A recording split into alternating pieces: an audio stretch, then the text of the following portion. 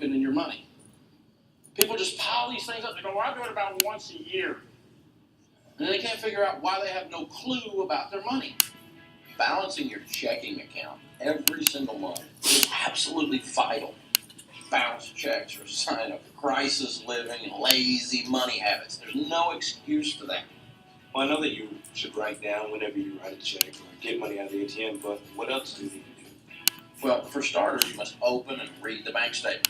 You know, it sounds kind of basic. Like get these things in the mail and they just pile up sometimes. Then you actually use it to reconcile your statement to your checkbook. Are you talking about these things? Yeah, that's exactly what I'm talking about. See, we got to get them opened up, look at them, you know, see what's going on with it. So let's check this one, for example.